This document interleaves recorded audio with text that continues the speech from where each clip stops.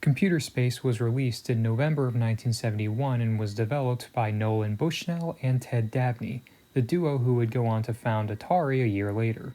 Computer Space is also commonly called the first coin-operated arcade game ever made, and was first displayed months before Galaxy Game.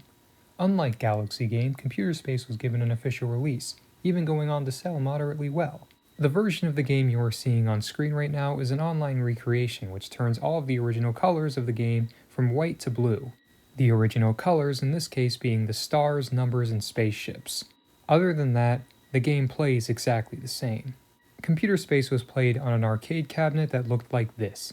Undoubtedly quite futuristic looking, but a very 70s idea futuristic. Gameplay-wise, Computer Space is definitely the easiest to go back to out of all the ones I've talked about so far. It's also the first of these games to have any audio at all, even if it sounds very primitive.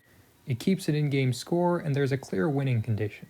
For each quarter the player inserts, they are allowed anywhere from 60 to 150 seconds of gameplay, with a default of 90 seconds. The game itself sees the player control a spaceship, and they have to try and shoot two alien spaceships also shooting at them.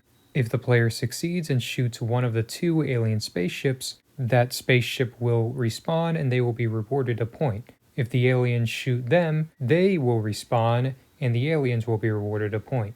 The objective is to have more points than the aliens after 90 seconds, or however long the game is set to last.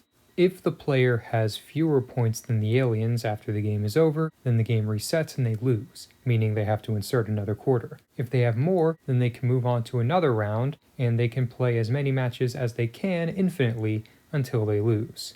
Having a game that's actually fluid and intuitive to control is, after the previous games I've covered, pretty refreshing, but again, I really wouldn't recommend playing this game unless you're really into video game history. It's an interesting relic to show just how far gaming has evolved, and I do very much respect it for that, but I don't think I'm going to be playing it again anytime soon.